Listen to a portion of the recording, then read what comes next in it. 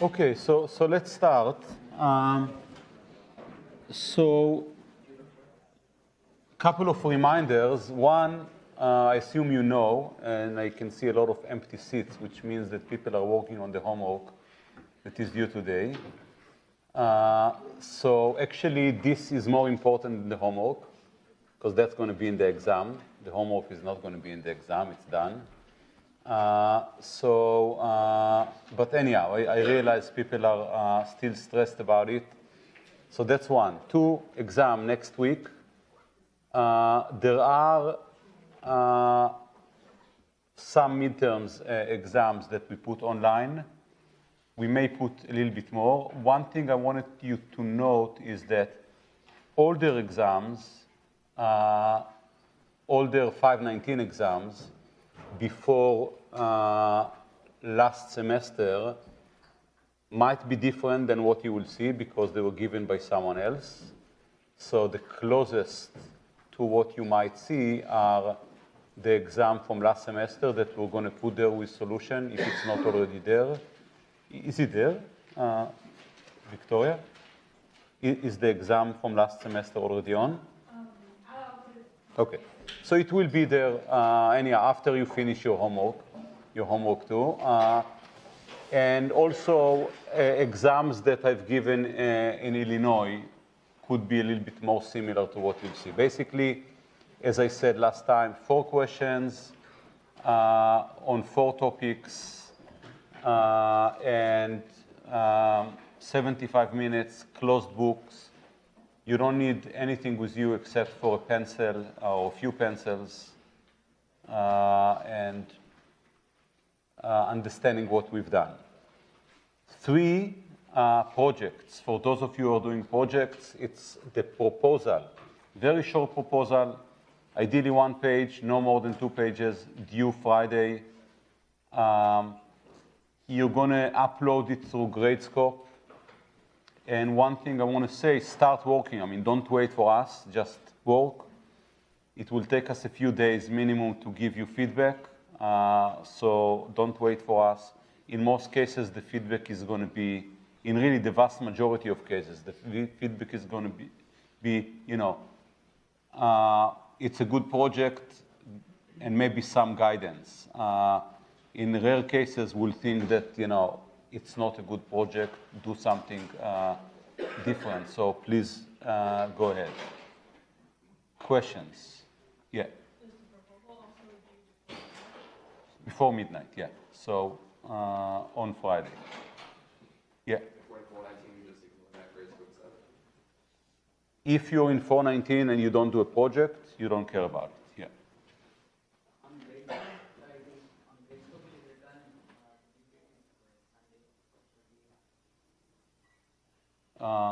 Should be Friday. So yeah, that was a mistake. We'll change it. Yeah. So I think on the website and in my slides we said Friday. Yeah. Other questions? Okay, so that's what we were talking about now. So last time, I kind of felt that many of you were not with me. I know that this is kind of the more math-oriented part of the class. And some of you might have some difficulties with this. Some of you think that it's too easy. But please ask questions so that we make sure that we are, speaking about the same language. If you don't understand something, stop me and ask. It's really important because this is really the heart of machine learning in some sense. We're talking here about why machine learning works and how can you think about machine learning. And this is really independent of classifiers. Understanding these issues applies to decision trees, applies to linear functions, applies to neural networks, applies to any creature that you will ever develop that learns something. So what have we said? We agreed, we had a motivating example, the simple function of learning conjunctions, that we cannot expect a learner to learn the concept exactly. Maybe you just didn't see enough examples to isolate the concept from all other candidate functions. So this was the picture that we kind of saw last time. We saw these two circles. One represents the true function, the blue one. Everything inside is the blue function. H represents the hypothesis that we've learned. Everything inside it is the positive example of H. And we convince ourselves, I hope, that it's unlikely that you will learn it exactly, so there's going to be some differences. That's one. That's where the epsilon, the error, comes in. Moreover, we cannot always expect even to learn a close approximation to the target concept, right? So, because it could be that somehow the data that you saw in training is kind of weird, very rare, uncharacteristic data. It could happen. It's sampled from some distribution. It could be very uncharacteristic. So there is a chance that you will not even be able to learn a close approximation to the target concept. That's where the delta is going to come in. And both of these are possible, and therefore the only realistic expectation of a good learner is that with high probability, this is where the 1 minus delta is going to come in, we're going to learn a good approximation. That is something that makes little error, epsilon. That's the expectation. That's the best we can hope for, and this is where the probably approximately correct model comes in. Formalizing this, we require that given a small parameters epsilon and delta, with high probability, at least 1 minus delta, our learner is going to produce a hypothesis that is a close approximation. That is, it has error at most epsilon. And really the underlying assumption is this consistent distribution thing, right? So we assume that there is some distribution unknown to us that governs the generation of the training data, but also governs the generation of the test. Questions on this? Clear? Okay, so that allowed us to give a definition of what is pack learning. The way I'm defining it here, slight variation exists, is I'm assuming that there is a concept class defined over X, and this is the collection of all target functions. We are looking for one in this space. We have a learner L. The learner L considers a lot of hypotheses in the space capital H. And then we're going to say that the concept class is learnable, and we discuss why we're talking about the concept class. There's no value in talking about this function is learnable. If you know the function, you have it. There is a collection of possible functions, and your hidden function is one of them. So you need to talk about the whole collection as being learnable by L using H as the hypothesis space if for all functions in C, for all distributions that govern the generation of examples from X, and for some fix that you choose, epsilon and delta, this algorithm L, given a collection of M examples that are sampled independently from D, can, with high probability, at least 1 minus delta, produce a hypothesis that has small error, at least, at most epsilon.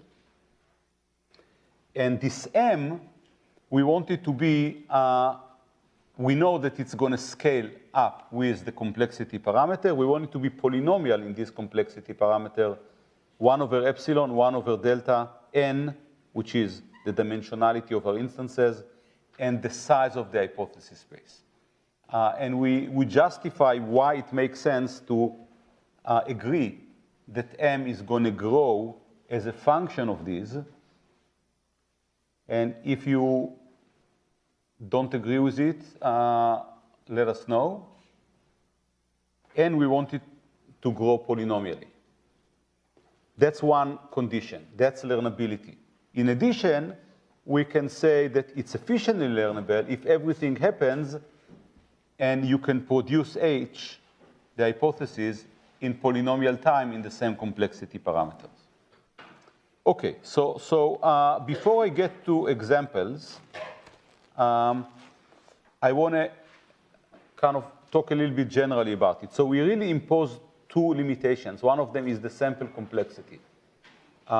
For me to be learnable, it means that when I see M examples, I have enough information to find this hypothesis H. And the second condition is I want to do this efficiently.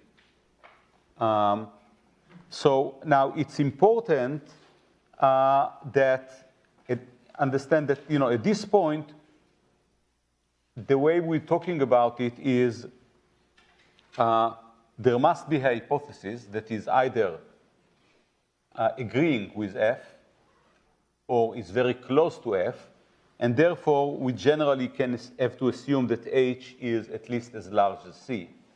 We're going to relax this a little bit later. And another thing to note is that it's a worst case definition. So it's for every distribution. I don't know what is the distribution, but it has to be for every, and we're going to discuss why this is important a little bit later. And for every target function in the class, right? I cannot just say, you know, I care only about these functions. I have a class of functions, and I have to be able to do it for this. So basic, yes? I see, like in the previous slide, there's like a consistent distribution assumption, and then there's a distribution-free assumption. Yeah, same thing. Okay. Thanks for noting this. Yeah, so this is called 2 ways. These are the 2 ways. Either distribution-free assumption, which means there is a distribution, but we don't know anything about it. We don't fix the distribution. And we also call it the consistent distribution assumption, which means training data and test data are sampled from the same distribution.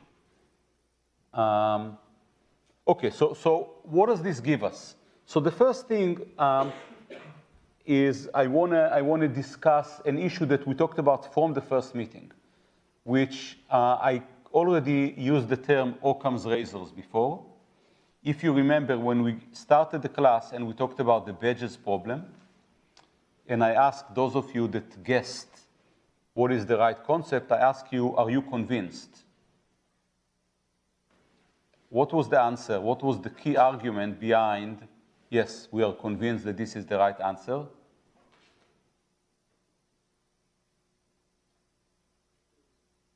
Consistent. It was consistent, 1. Very simple. It was a simple concept, and it's hard to believe that such a simple concept can be consistent with so many examples and still be wrong. Now, of course, it could happen, but that's a good argument. But we've never justified that simple is good. So here it is. So now, given the discussion that we have before, I'm going to prove that simple is good. So this is called the Occam's razor theorem. And here is the claim.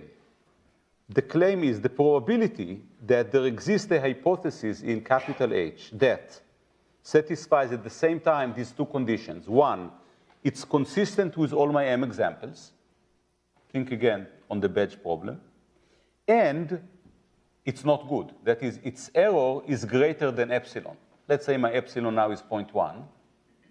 So what do you want the probability to be if it satisfies these two things? Yes? You want it to be small because you want it to be very unlikely that it's consistent and the error is. Exactly. So I want this probability to be small, right?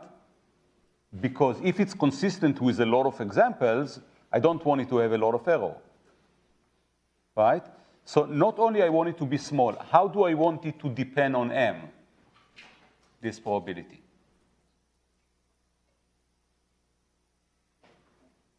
Just tell me, goes up with M? Goes down with M. So as I increase M, you want the probability of these two things happening together to go down. How do you want it to grow with epsilon?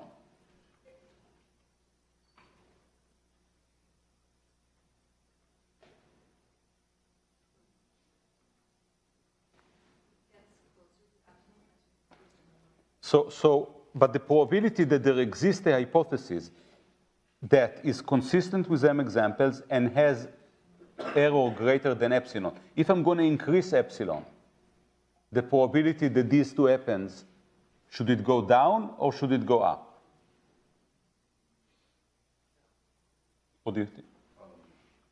It'll decrease because if you're increasing epsilon, you're allowing for more error. Right. So it should go down. So these are the important things, right? So that's what I want. And I'm going to show that this is less than 1 minus epsilon to the m. What does that mean? That 1 minus epsilon is a small number. As I multiply it by itself m times, it's going to go down, as your intuition was. And of course, if epsilon goes up, this is going to go down, because 1 minus epsilon is going to go down, times the size of h, the number of hypotheses I have to choose from. So why is that true? A very simple combinatorial argument. So let's assume that I have this very bad hypothesis, the one that on one hand was consistent with all my m examples, but on the other hand, it's bad. It has error greater than epsilon. So if I have this h, what is the probability that is consistent with one example? It's less than 1 minus epsilon, right? By definition. Right? I said, look at condition 2. It satisfies the error is greater than epsilon. So when I look at an example and it's consistent with it, didn't make an error, the probability is less than 1 minus epsilon. Okay? What is the probability that I look at m independently drawn examples and it's consistent with all of them? It's less than 1 minus epsilon to the m. Okay? And now, this was for this h. But I have a lot of h's to choose from. So what is the probability that some hypothesis among all these h's in capital H is consistent with the m examples? It's less than the size of h, the number of functions in h, times 1 minus epsilon to the m. That's it. So basically, okay, so that's basically what we've shown is dependence on epsilon and m, which you guessed, and dependence on how many hypotheses I have to choose from, I can choose from. Now, one comment, side comment, as you're thinking about it, I don't really need to have f. I don't need to have a notion of truth here. I can just do it with h, which is what I'm learning, and with inside this probability of x in D, P of f of x different than h of x, I can just write a label. So there is a set of labels that came with my examples. That's one comment. But the important thing is, now that I have this theorem, I can isolate m from this, and I can give you a condition of, so how large should m be for me to feel comfortable? Feel comfortable, that is, the error is not going to be greater than epsilon. So all I need to do is to take this expression and isolate m from it. So really what I want is I want this probability that we just developed, this is h time 1 minus epsilon to the m, to be less than delta. here. Oh, you don't see it? Okay, here. Choose some delta, let's say 0.05. You want this probability that the two things happen together. That is, I was consistent with M example, nevertheless, it's not good. I want this to be less than 5%, delta. So now I'm doing some algebra. It's the same algebra I discussed last time. Let's see if I can use this better. Okay, so I'm taking natural log on both sides, and I'm using the same inequality. Okay. Here, the same inequality that I discussed last time. E to the minus x is always greater than 1 minus x. I'm even giving you a justification, if you care about it, using this Taylor expansion here. But basically, that's truth. And if you do this substitution, you replace 1 minus epsilon by e to the minus 1 minus, by e to the 1 minus epsilon, you will get this condition, and you can isolate m. So what do we get? So do this algebra to make sure that you're convinced. You get that m is greater than, or has to be, greater than 1 over epsilon times ln of the size of h plus ln of 1 over delta. Again, the important thing is we knew that it's going to be inversely proportional to epsilon. We knew that it's going to be inversely proportional to delta. And what we see here is that it's proportional to the size of h. The larger h is, the more examples you need to see and be consistent in, which is the Occam's razor claim, right? So simple is better. Yeah. So then this means it's most sensitive to epsilon. It doesn't have the wrong. It's more sensitive to epsilon than to delta. Yes. Yeah. And in fact, I put here some numbers. Okay. Before I get to, oh no, so I'll put in numbers later. So, okay. So let's see. So basically what we have now is what I call a consistent learner scheme. Because we basically gave an algorithm, a generic algorithm with guarantees. What is the generic algorithm? We showed that if we have an algorithm that is M consistent, that is consistent with M examples, it's going to generalize well. And this M is going to be a function of how you want to define generalize as well, how do you want to define your epsilon, and a function of h. So the more expressive your hypothesis space here is, the more examples you need to see. Now, you can ask yourself, of course, now, so what kind of hypothesis space do we want, large or small? And I'm sure you're going to say now, small. That's what this theorem says. And in principle, this is true. We want small. There are some caveats. First of all, we cannot have it too small, because if it's not a superset of C, the set of all functions that we want to learn, we're not going to be able to be consistent or even close to consistent with the target function, right? So we cannot have it too small. But we do want it to be as small as possible, modulo some computational issues. So I'm not going to address it here, but if people ask, I can talk about it. Sometimes if your hypothesis space is too small, you run into algorithmic problems. So think about your space of hypotheses. Your learning algorithm tries to find a point in this space, the hypothesis that is best. If combinatorically, sometimes if the space is too small, finding a point there is difficult. On the other hand, if the space is huge, each function could be represented in this space in many ways. And therefore, finding one is going to be easier. So this can be made a little bit more concrete than what I'm kind of waving my hand for, but I'm not going to address it now. Yes? So going back to the previous slide. Yeah. here? Yeah, so you have probability that a bad hypothesis is consistent with one example is less than that probability. Yeah. And then from there, you go to the probability that the bad hypothesis is consistent with n examples. You just multiply that m times. Yes, independent M examples. So you're assuming that they're Independent, yeah. Good question. I'm not only assuming, I'm writing it here. Since the M examples are drawn independently of each other,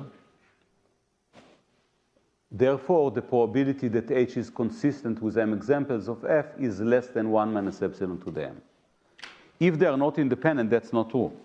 So can you guarantee that if you take m examples, that they will end up being independent? No. Good question. So in real life, clearly, in almost no case, the examples that you'll see are going to be independent. They will be dependent. So this is really a worst case analysis also, right?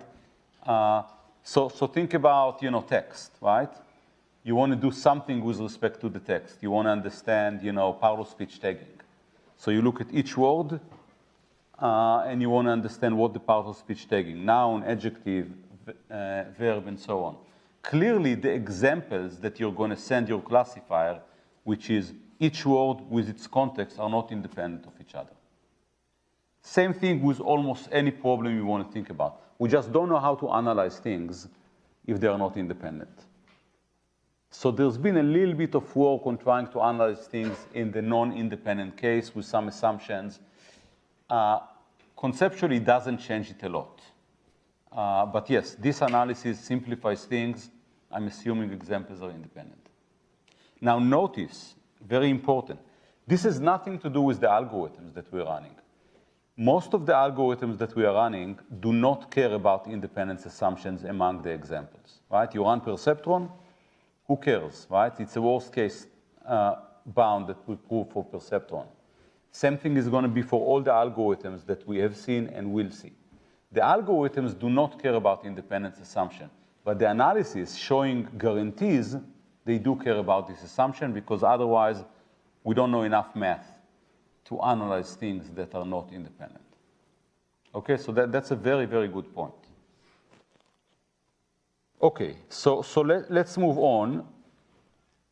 So really the key lesson that I want to say here is that we have some generic algorithm, which I call here the M-consistent algorithm. So I want to make it a little bit more explicit after I'm summarizing here. So what do we have now? We have a theory of generalization, right? We know that we have some complexity parameters. We know how they impact the number of examples that we need to see, and how the size of the hypothesis space impacts the number of examples we have to see. So that's one thing. The other thing is that we have a generic procedure for learning, and this generic procedure guarantees that we're going to generalize well. What is this generic procedure? Take a sample of size M, develop an algorithm that is consistent with it. It will be good if your M was large enough, right? So let's just say this again. We have the following general scheme. Given a sample of M examples, find some M, H that is consistent with it. We already showed that if it's large enough, it's going to be close enough to F. It's going to have small error. Check that M is not too large, right? So make sure that it's polynomial in the relevant parameters, something like that. And also show that your algorithm can compute this H efficiently, and that's it. Now, in the case of conjunction, we showed that this exists. This type of algorithm exists directly. We didn't have to show it directly because now we have a generic theorem, but what did we do? We developed this elimination algorithm, right? Something that starts with assuming that all the variables are in the conjunction, and as it sees examples, sometimes it eliminates variables until it gets to the smallest conjunction it can. By doing that, we guarantee that our hypothesis is consistent with all the examples we've seen, right? That was the algorithm. And then we used this and directly showed, we did the same kind of probabilistic analysis last time and showed that if we have sufficiently many examples, then H is going to be close to F, right? We remember we reasoned about Z and P of Z and showed that things are going to be okay. Now, we didn't have to do this directly, as I said, because we have a general theorem, but we did it. So let's take a few other examples. So let's go back to conjunctions and do it in the general case now, using our theorem. So what is the size of capital H? 3 to the n, right? We already discussed this, and hopefully you agree, right? So it's basically n variables. Each one can appear positively, appear negatively, or not appear. 3 options to the power of n. And therefore, if I substitute 3 to the n as the size of H in the previous bound, that's what I'm going to get. I'm going to get 1 over epsilon n times some constant plus ln 1 over delta, which is a little bit different than the previous bound, where I dealt with monotone conjunctions, but basically the same thing. And here are some numbers that I plugged in. If you look at the numbers, it answers your questions about, yes, it depends a lot more on epsilon than on delta, right? You change delta a little bit, it changes logarithmically. You also see that the numbers are huge. It doesn't make sense that if I learn over n variables, I need to see hundreds of examples. When I learn over 100 examples, I need to see thousands of examples in order to guarantee. But that's the bound. These are the bounds that we have. So these are relatively loose bounds, but still they give us the idea. They already taught us one important thing. They taught us the dependence on the hypothesis size. Okay, so let's take a few other examples. So one question is, why should we care about this theory? Yes? Just a question. Confidence on the previous slide, is that talking about the probability that you're going to get a good hypothesis? That's the delta, yes. The confidence is the delta. The probability that I will get a close enough hypothesis. Okay, thanks. Okay, so why should we care about this theory? So one is, we know now the important complexity parameters.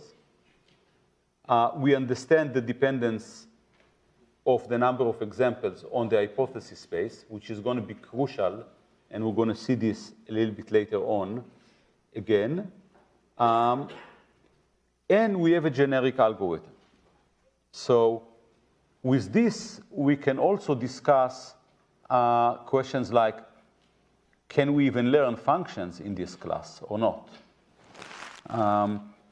So let's take one example that is interesting in its own, and this is the example of KCNF. So hopefully now you understand what CNF is.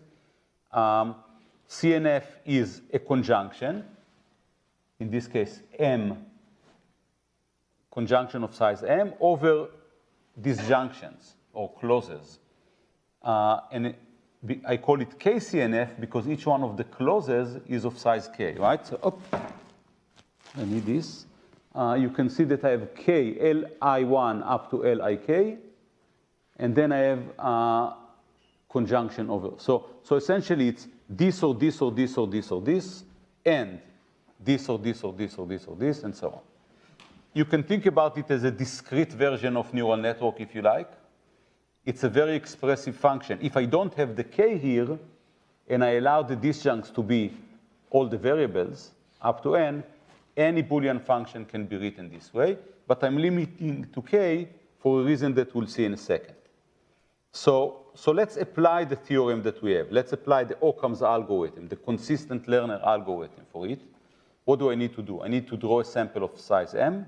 I need to find a hypothesis, and I need to determine whether M is good enough, the sample complexity. So let's start with the M. in order to decide how many examples I need to see, I need to know how large is the hypothesis space, right? How large is the hypothesis space of KCNFs, and I'm going to do some counting.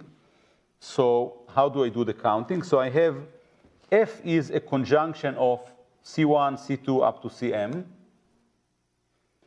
Each Ci is a disjunction of up to K things. How many disjunction of up to K things I have? So I have n variables. I can choose any subset of K and make a disjunction of them.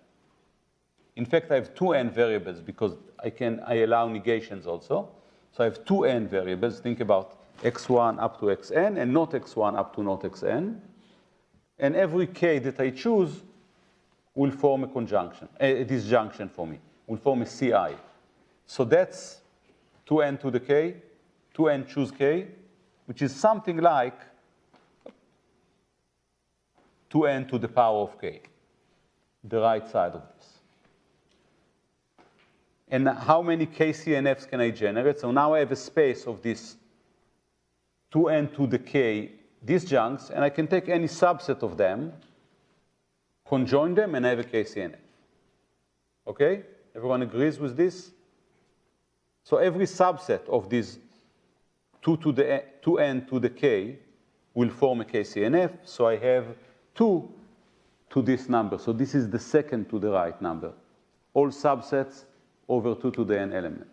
But I care about the log of this, right? Because I care about what goes into my formula is log size of h. So log of 2 to the n to the k is just order n to the k. Doesn't matter which log I take, it's all constant factor, so it's order n to the k. So I'm polynomial in n, right?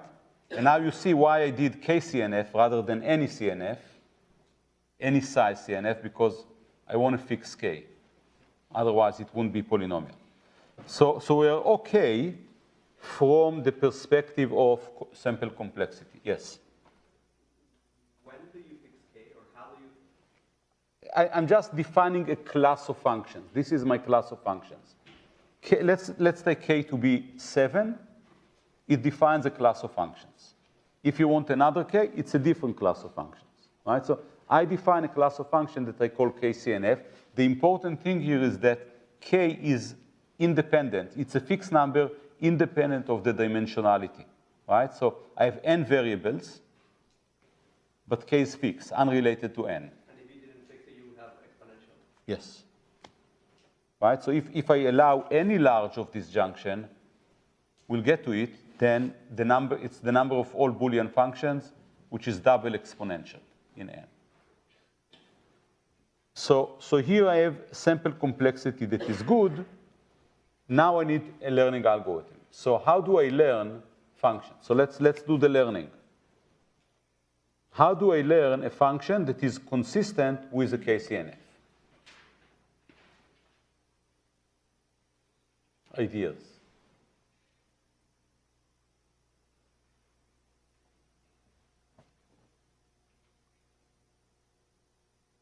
Yeah? I guess we need to pick our epsilon and delta. So for the learning, you don't. For the learning, write an algorithm. Later on, the analysis is going to guarantee that it's going to be delta epsilon good. But just for the algorithm, all I need is I'm going to give you a bunch of examples. I told you these examples are consistent with a KCNF.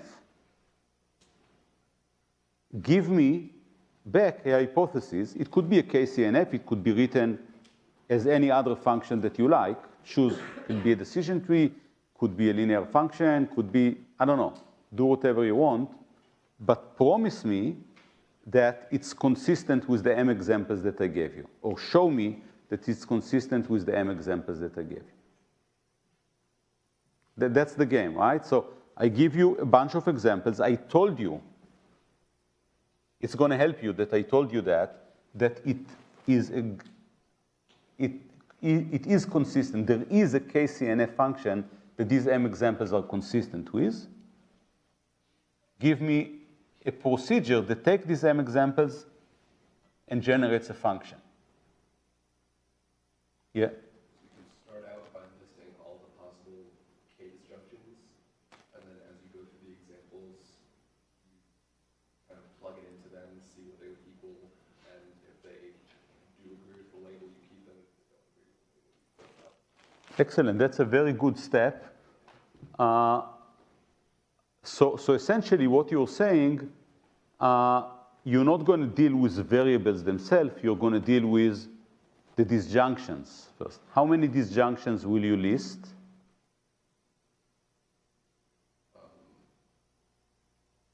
And choose K. Yeah, all of them. It's actually 2n choose k because negations are possible. But yes, so basically you're saying because k is fixed, I can afford generating all the disjunctions, and then I'm going to think. So think about it this way. It's not a linear function. Conjunctions are linear functions. Disjunctions are linear functions, but conjunctions of disjunction are not linear anymore. So none of the learning algorithms that you had before is going to do it, right? It's a deeper function. So basically the way you suggest to do it is I'm rewriting your suggestion in the following way. I'm defining a new set of features. The new set of features are going to be all the disjunctions. I'm calling it here clauses of size k. And I can afford doing it because k is fixed. There are 2n choose k of these.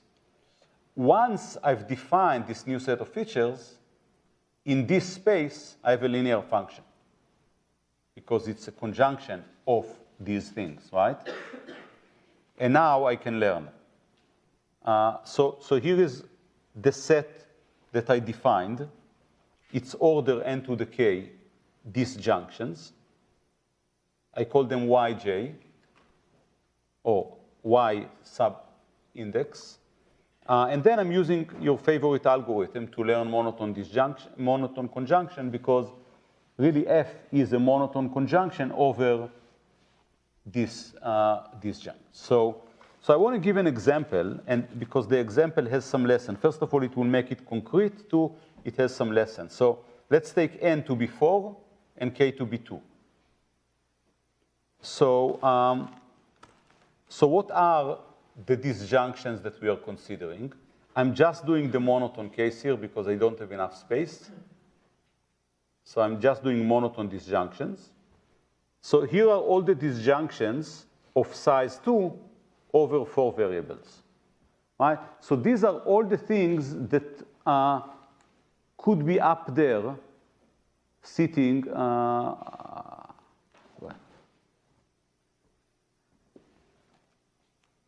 sitting here, right? So there are 6 things that could be here when k is 2 and n is 4. It's x1 or x2, it's x1 or x3, x1 or x4, x2 or x3, and so on. And really, the function that I'm after is a conjunction of some of these. Okay? Everyone is with me here? Yes? I think when you're moving the mouse or something, like it doesn't show up on the screen. It doesn't.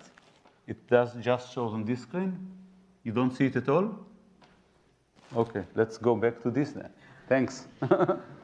This doesn't show also so well, but anyhow. So I got these 6 disjunctions, which could be at the top one here. So any function is basically a conjunction of some subset of these. Everyone is with me here. Now let's see the examples. So essentially you can think about it as, again, transforming the examples. Before I had 4-dimensional examples, right? Because n is 4. Now I'm moving to this disjunction space, so I can think about it as having 6-dimensional examples. And in this 6-dimensional example, I'm going to learn a conjunction. Everyone agrees with this perspective? So here are the examples. So I started with these 4 examples, say. 0, 0, 0, 0 was add a label L. I don't know what label L is. 1, 0, 1, 0, had a label L, 1, 1, 1, 0, and so on. And then I blew up the feature space to this 6-dimensional space. In this 6-dimensional space, the target function is a conjunction. We can learn it. Everything is fine.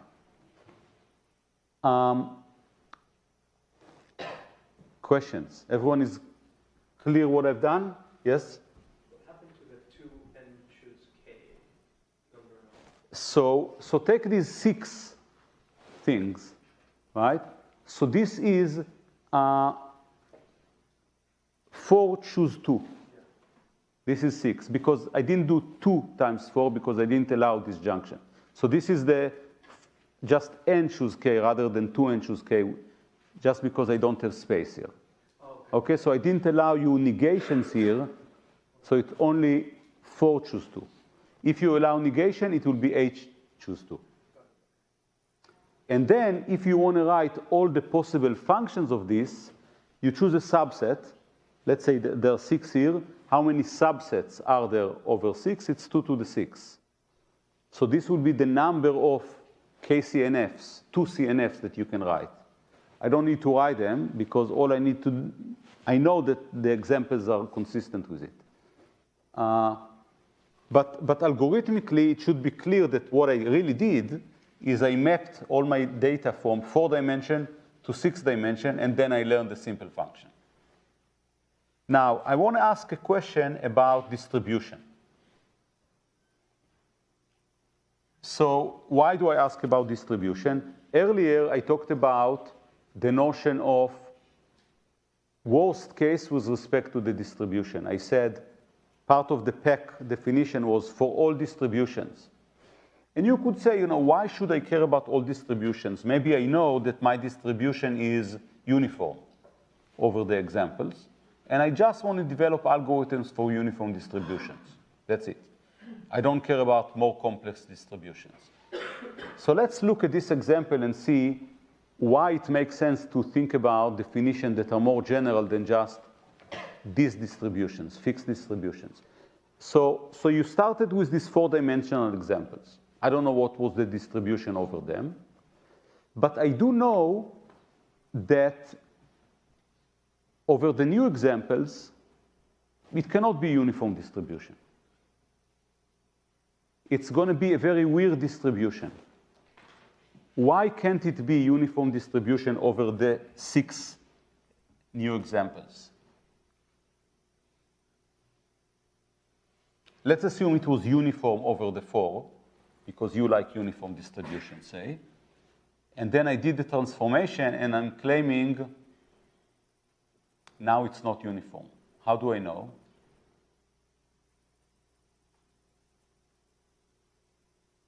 What does it mean to be uniform distribution? So all samples in the 6-dimensional space would have the same probability distribution, right? So the size of the space is 2 to the 6, right? Examples of 6 dimensions, Boolean examples of 6 dimensions. And each one of them, when I sample it, could come up with probability 1 over 2 to the 6. I argue that it's not going to happen here. I know of some examples that you will never see.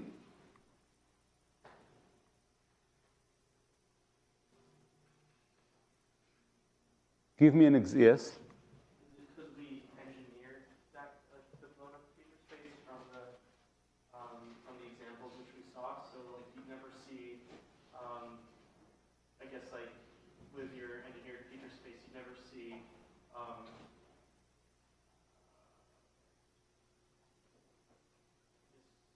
You see like drawn.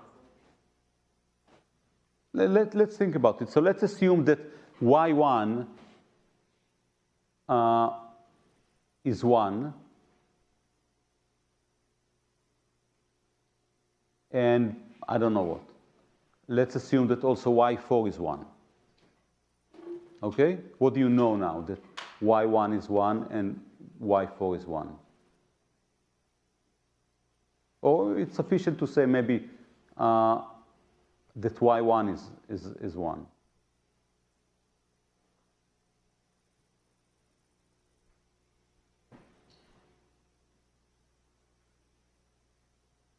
What do I know if I know that y1 is 1?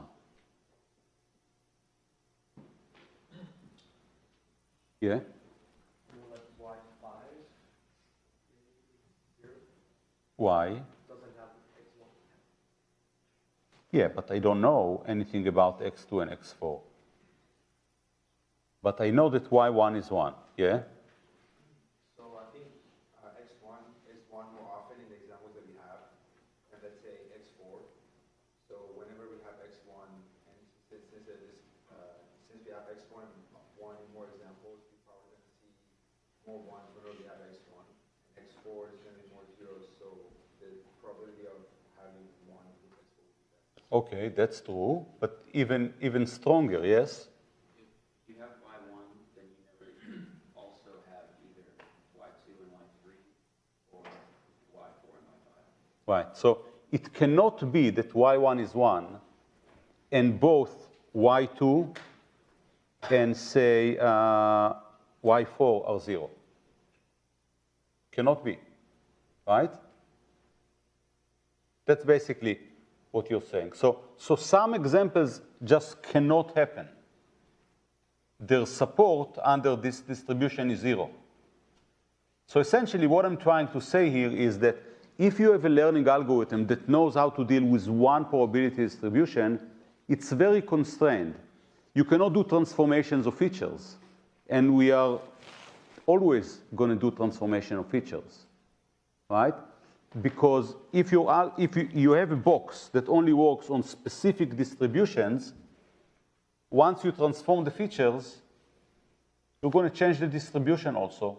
Not going to work. So this notion of all distributions, or at least many distributions, is really crucial to learning algorithms. Okay, that was a side lesson, but an important one. So we're still talking about learnability. We showed that conjunctions are learnable, according to the Peck learning definition. We showed that KC and F are learnable. We can show this for many other functions. But in fact, we can also show that some things are not learnable. And showing that things are not learnable can be done multiple ways. You can do it from the complexity theoretic perspective. You can show that some concept class cannot be learned efficiently unless P equal NP. For people that have done some algorithms of complexity, they know that basically that's an assumption that we think doesn't hold. So we don't know to prove, but we believe that that means that these do not exist. Or you can show it based on information theoretic criteria. You basically want to show that you will never be able to learn something with polynomially many examples in the complexity parameter. You'll have to see exponentially many examples in order to learn. We're going to say that that means that we are not learnable from an information theoretic perspective. What are some examples? So let's forget the first one, for example, but we can show that neural networks with a fixed architecture are not learnable, and even for very simple architecture. So now you can say, oh, we are using neural network to learn all the time. True. We are actually making a lot of assumptions and constraining the hypothesis space algorithmically via regularization or other algorithmic trick. The general class of neural network is actually not learnable. We can think about what is called read-once Boolean formulas, which you can think about DNFs or CNF or any other circuits of Boolean conjunctions and disjunctions with read-once. That is, every variable appears only once there. People that are familiar with circuits, this is what we're talking about. You can also think about Bayesian networks that we're going to get to a little bit later. It's an instance of this case. These are formulas where every variable appears only once. You can show that they are not learnable. Basically, in order to learn them, you need, there's no efficient algorithm that can take a given set of examples and produce a hypothesis in this space efficiently in the complexity parameter we care about. You can also think about it from the information theoretic perspective. DNF or CNF formulas, they represent all Boolean functions. So if you go to the analysis that we did here, for example, where I started with conjunction and I said, okay, there are 3 to the n functions in my space. If you go now to the space of all DNFs, or all CNFs, or all Boolean functions, whatever representation you choose, could be all decision trees. The number, the size of the hypothesis space is going to be 2 to the 2 to the n. We talked about it earlier in the class. And therefore, log of this is going to be 2 to the n, exponential in the dimensionality. And therefore, information theoretically, we cannot learn these functions. It's too expressive. They can give you a lot of examples, but you'll never be able to isolate one function in this space with polynomially many examples. That pertains, as I said, to decision trees. And you can think about many other, deterministic finite automata, context-free grammars. A lot of you have taken classes and you know what these are. So you can imagine that I give you examples for context-free grammars, and I can tell you this is accepted by this is not accepted, positive and negative examples. There is no way to take polynomially many examples and produce the context-free grammar or the finite automata that generated these examples. And there are many others. So what's interesting about this is that we gave a theory that is relatively simple, but it's very powerful in kind of distinguishing what can be done and what cannot be done using polynomially many examples. Okay, so now you can say, okay, so you have a theory, but everything we said so far is a little bit disappointing from 2 perspectives.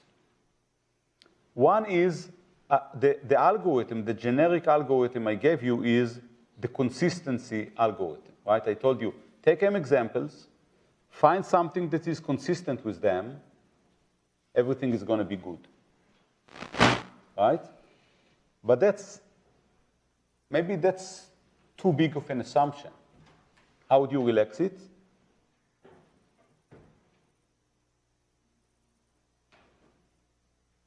Again, so what is our consistency algorithm?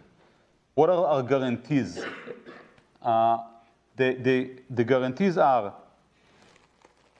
take a set of M examples, find a hypothesis that is consistent with them, then everything is going to be fine. Basically, that's the theorem that we proved, right? Everything is going to be fine as a function of M being large enough, but we know how large it should be, and as a function of the size of H. What's unsatisfactory about this statement? Yes? Sounds kind of like overfitting. Overfitting, why? Because all you're doing is you're just learning the training data. You're not necessarily learning, anything that can generalize. But I do generalize because I promised to you that the theorem says if I'm consistent with these M examples, I'm going to generalize well. In the future, I'm going to make error, I'm going to have error less than epsilon. Choose your epsilon, and by choosing your epsilon, it will determine M. But once I'm consistent with this M, it's going to be okay. I'm going to have error less than your chosen epsilon. Still, something is unsatisfactory, yeah? That theorem only makes that promise if you are consistent. If I'm consistent, right? So that's disappointing because what if I'm almost consistent, right? So I made a mistake here and there and so on. should still be okay, right? So that's one. What if we cannot be completely consistent with the training data? And the other thing is that if you look again at the bound that we had, I'm going to bring it back.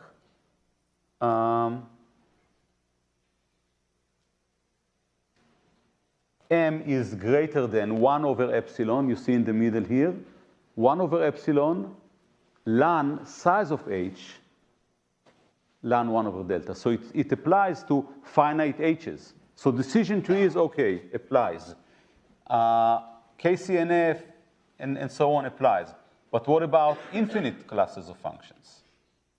What is ln of size h? Not good enough. So I want to generalize this very simple theory, but very powerful theory, to address these two questions. One, not completely consistent, and two, not finite.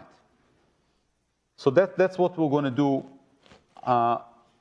now, at least. So relaxing the first one, the not completely consistent, is something that is called agnostic learning.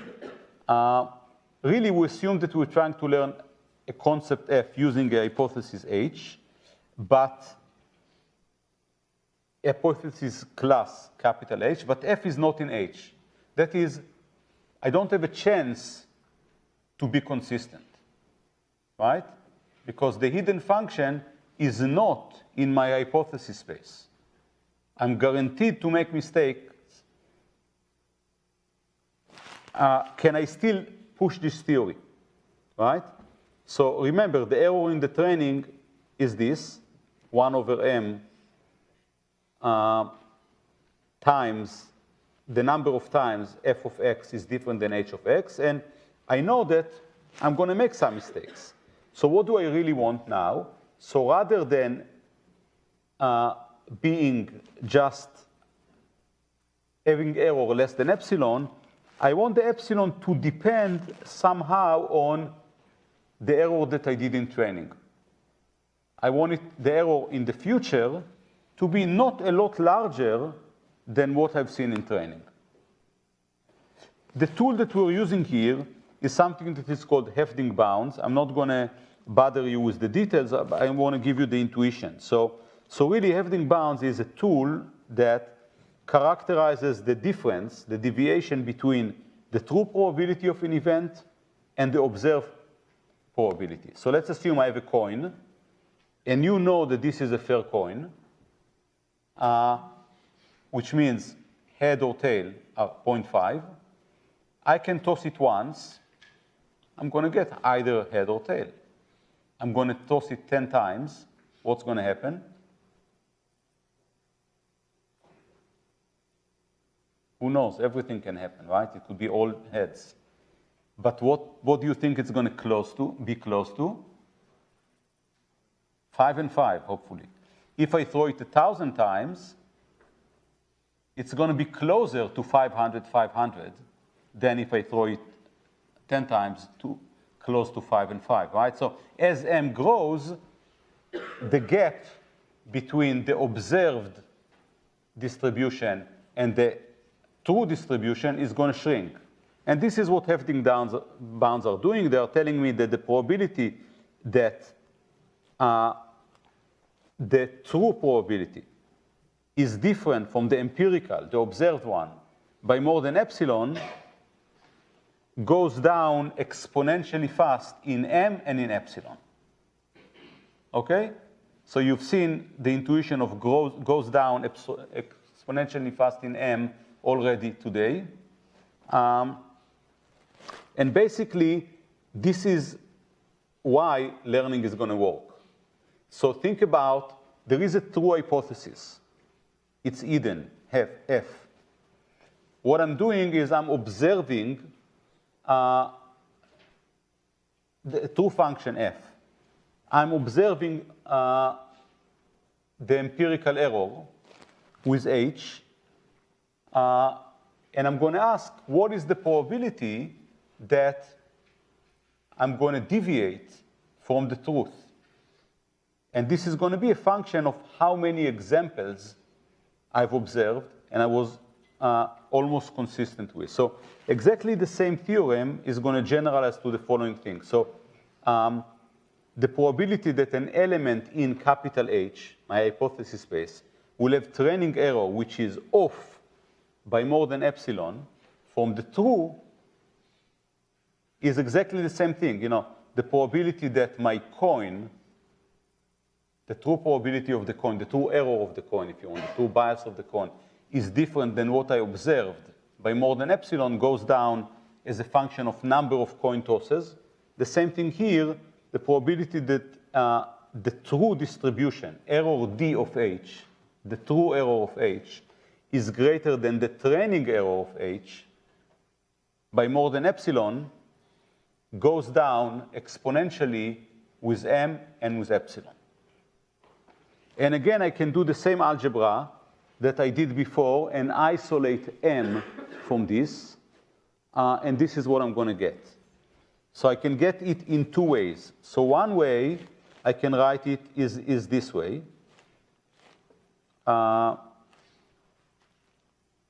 For any distribution D, I'm basically quoting a theorem that is a generalization of the consistency case that we've seen before.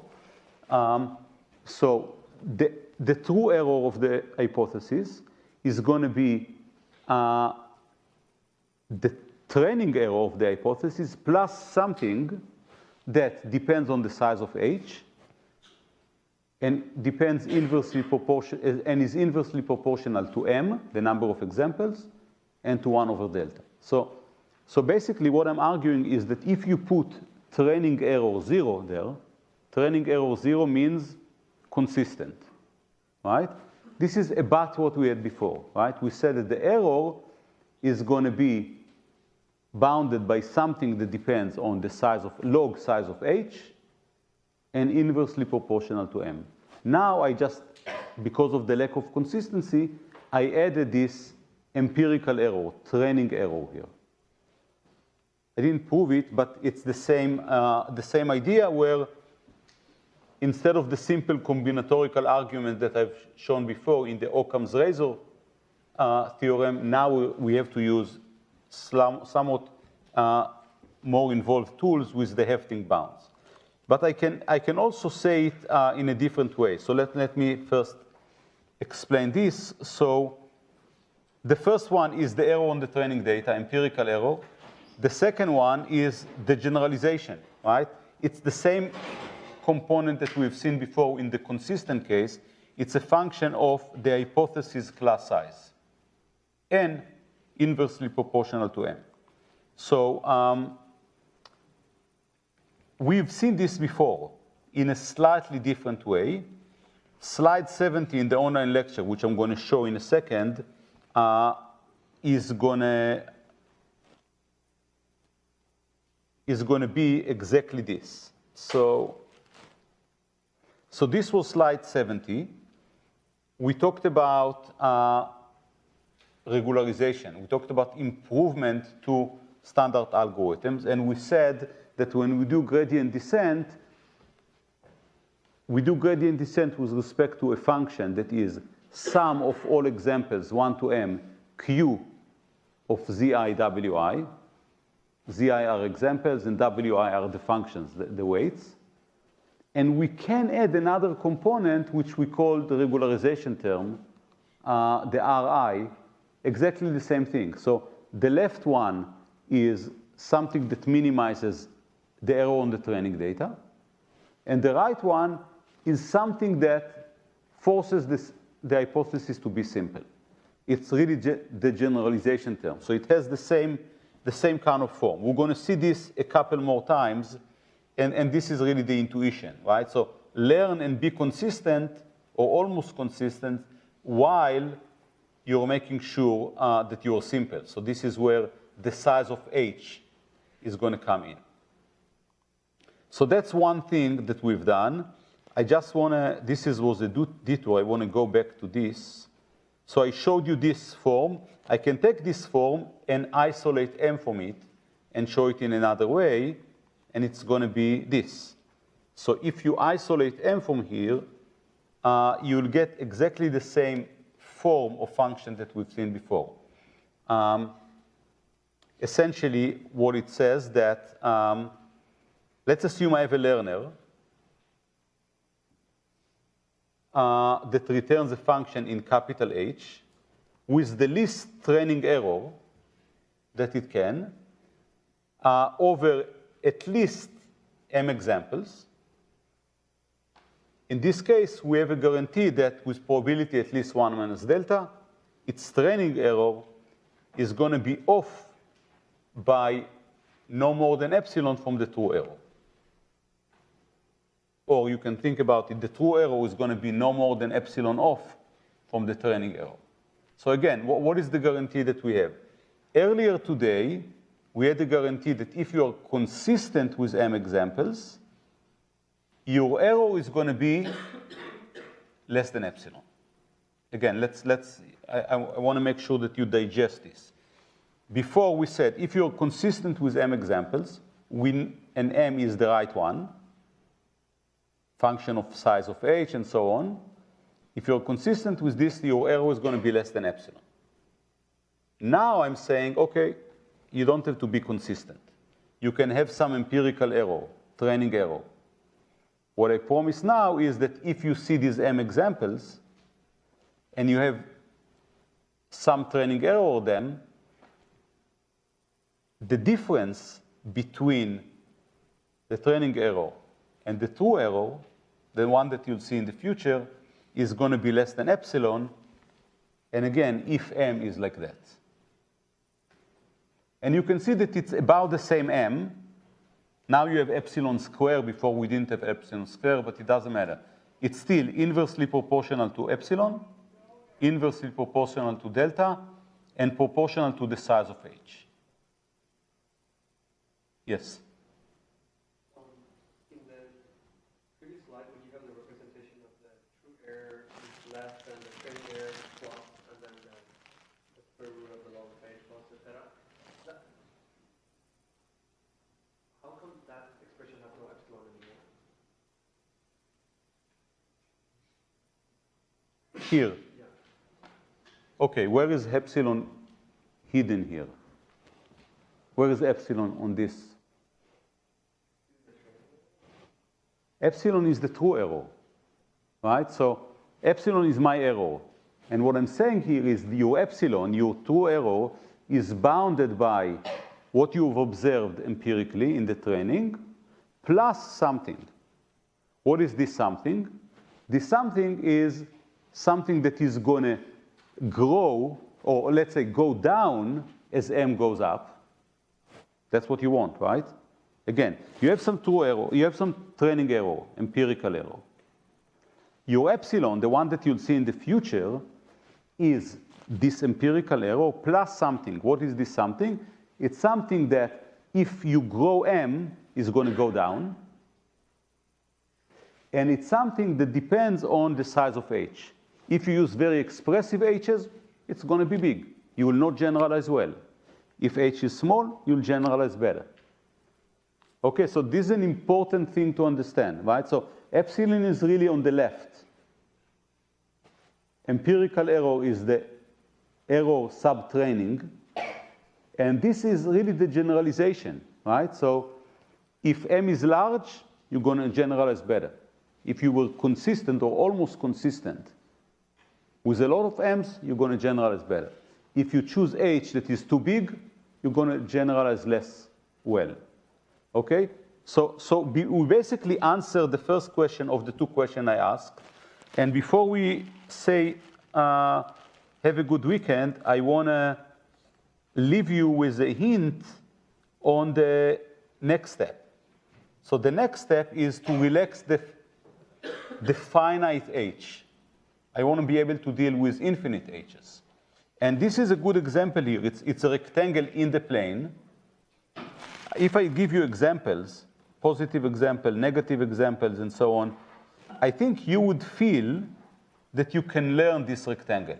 You can tell me, okay, here is a rectangle that is going to be consistent with all the positive example and all the negative.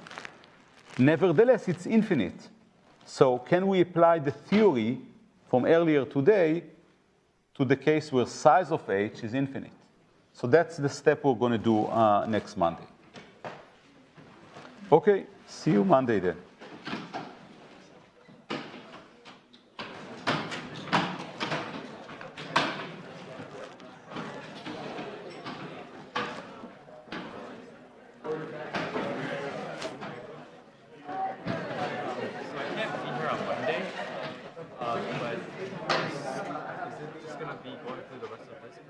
Yes. But I'm assuming class recordings aren't posted by. Excuse me? I'm assuming class recordings won't be posted in between. We can try. I'm not. I don't guarantee it. So just review this. Look at the slides. Yeah. So learning rectangles. Yeah. Go all the way until the end of this presentation. It's already on the web. Yeah. Hi, I wasn't here at the beginning. I don't know if you mentioned this. Till what lecture do you have the midterm? Everything. Till the upcoming Monday? Till Monday. Yeah. The upcoming Monday. Yeah. Yeah. Also, I saw something in the slides that talked about like the homework is due tonight with 1 day grace period, something like that was on the slide. On the slides. Yeah. It's an old version of the slides. Okay. Yeah. No, it's Due tonight though still. it's due tonight, but you have 4 days. Okay. Yeah. Yeah. You just mentioned that the exam in UIUC is much similar. So I have some. So which is the exam? Because I see 2 exams from What I last said, year. the older exams, 519 exams that are older are less relevant. Okay. So this is an older exam, right? So this is from 17. Yeah. The spring 17 is relevant. The fall 17 is less relevant. Okay. Only one is relevant.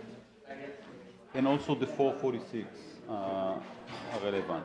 I mean, they're all relevant because they're about the same material, but Because the I think style is going to be different.